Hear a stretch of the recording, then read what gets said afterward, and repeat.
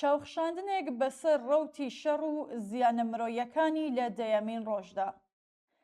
بەرەبەیانی شەممە 28 فێڤریە 2026 ئەمریکا و ئیسرائیل هێرشی ئاسمانی بەربڵاویان بۆ سەر چەندین شار و ناوەندی سەربازی ئێران دەست پێ کرد.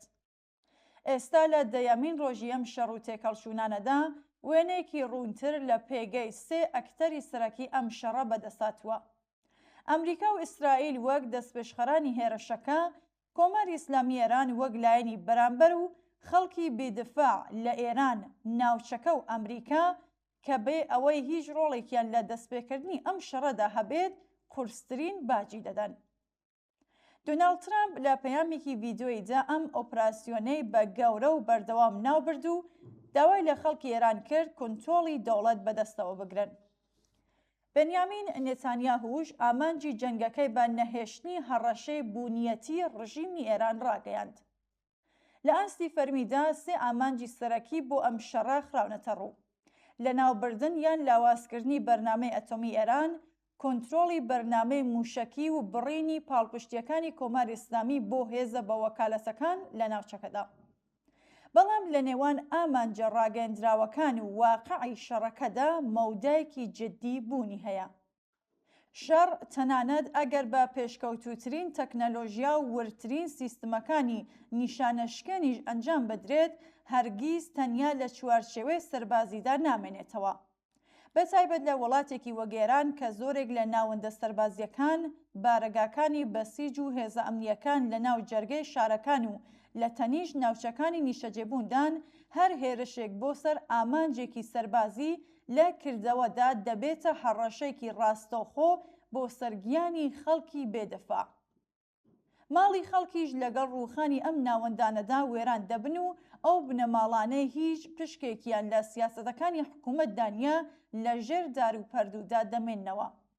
خێرایی و وردی بێپێشینەی هێرشەکانی ئەمریکا و ئیسرائیل ئەنجامی بیرکردنەوە و پلانداڕشتنی چەندین مانگە، بەڵام ئەم شەڕە زیاتر لەوەی کە گۆڕەپانی پێکان و لە ناوبردنی ئامانجەکان بێت، بووەتە گۆڕەپانی شەکەتبوون و داڕمانی گیان و دەرونی مرۆڤەکان. تەکنەلۆژیا دەتوانێت وردبینی موشەکەکان زیاد بکات، بەڵام ناتوانێت سنووری نێوان سەربازگەیەک و ماڵێکی مەدەنی لەناو ببات. لێدوانەکانی مەهدی محەممەدی، ڕاوێژکاری باڵای سەرۆکی پەرلەمانی ئێران، وێنەیەکی ڕاشکاو لە استراتێژی کۆماری ئیسلامی نیشان دەدات، واتە فراوانکردنی مەودا و درێژکردنەوەی ئەو شەڕە. ناوبراو دەڵێت ئەم استراتێژە 3 قۆناغی هەیە: هێرش بۆ سەر ئیسرائیل، هێرش بۆ سەر بنکەکانی ئەمریکا لە وڵاتە عەرەبیەکان و فراوانکردنی هێرشەکان بۆ سەر ئامانجە مەدەنیەکانی وەک فڕۆکەخانە، هۆتێل و باڵوێزخانەکان. هێرشەکان بۆ سەر فڕۆکەخانە و بەندەرەکان لە کوێیت، عەمان، ئێمارات و کۆماری ئازەربایجان و هەروەها بە ئامانجگرتنی بنکەی سەربازی بریتانیا لە قێبرس، هەر لەم چوارچێوەیەدا شیاوی تێگەیشتنە. لۆژیکی ئەم استراتێژە ڕوونە: بردنەسەرەوەی تێچووی شەڕ بۆ ئەمریکا لە ڕێگەی بەرزکردنەوەی ژمارەی کوژراوان، تێکدانی بازاڕی وزە و دروستکردنی فشاری ئابووری، بۆ ئومێدەی کە لە کۆتاییدا ئەمریکا بە سەرکەوتنێکی ڕەواڵەتی ڕازی بێت و بکشێتەوە. بۆ کۆماری ئیسلامی مانەوەی خۆی جۆرێکە لە سەرکەوتن، تەنانەت ئەگەر ئەم مانەوەیە لەسەر وێرانەی شارەکان و گیانی هەزاران مرۆڤیش بێت. کارەساتە مرۆییەکان و بێدەنگی جیهان تاڵترین و ڕاستەوخۆترین ڕوخساری ئەم شەڕە دەبێ لە دۆخی خەڵکی ئاسایی ئێراندا بێتە بەرچاو. یەکێک لە دڵتەزێنترین ڕووداوەکانی ئەم دەڕۆژە بریتی بوو لە بڵاوبوونەوەی وێنەکانی بەرکەوتنی موشک بە قوتابخانەیەکی کچان لە میناب، هێرشێک کە بووە هۆی کوژرانی لانیکەم 153 کچی کەم تەمان. ئەمە تەنها ڕووداوێکی شەڕ نییە، بەڵکو چڕترین وێنەی سروشتی دژەمرۆیی ئەم شەڕەیە. ئەو منداڵانەیە کە نە دەنگیانداوە، نە فەرمانی سەربازیان دەرکردووە و نە هیچ ڕۆڵێکیان لە بەرنامەی ئەتۆمیدا هەبووە، لە ناکاو خەڵتانی خوێن دەکرێن. بەڵام زیانە مرۆییەکان تەنها کوژراوە ڕاستەوخۆکان لەخۆ ناگرێت، بەڵکو هێرش بۆ سەر ژێرخانەکانی وزە، تۆڕەکانی ئاو و سەرچاوە گرنگەکان ژیانی ڕۆژانەی ملیۆنان کەسی پەکخستووە. بڕانی ئاوی خواردنەوە، کارەبا و سوتەمەنی و خزمەتگوزاریە تەندروستیەکان دەبێتە هۆی شەپۆلێک لە مەرگی ناڕاستەوخۆ. بۆ نمونە، بردومانکردنی پاڵاوگەی تاران و بڵاوبوونەوەی دووکەڵی ژەهراوی گیانی هەزاران منداڵ و بەساڵاچووی خستووەتە مەترسیەوە. ئەو مەرگانەی کە ڕەنگە هیچ کات لە ئاماری فەرمی بردومانەکاندا تۆمار نەکرێن، بەڵام بە هەمان شێوە ڕاستەقینە و کارەساتبارن. ئەو نەخۆشخانانەی لەگەڵ کەمی کارەبا، دەرمان یان ئاو بەرەڕوو دەبنەوە، کەسانی گیرۆدەبوو بە نەخۆشیەکانی خوێن، منداڵانی تازە لەدایک بوو، هەروەها ئەو کەسانەی لە ژێر چاودێری چڕدان و بریندارەکان لەگەڵ مەترسی مردن بەرەڕوو دەبنەوە. هەروەها بردومانی پاڵاوگەی تاران و بڵاوبوونەوەی دووکەڵی چڕ بەسەر شارەکاندا نمونەیەکی ڕوونە لە زیانە ناڕاستەوخۆ بەڵام زۆر بەربڵاوەکانی شەڕ.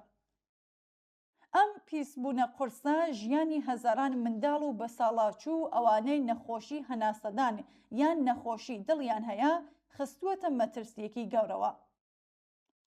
لە شەڕە مۆدرنەکاندا مردن تەنیا بە تەقینەوە ڕوونادات.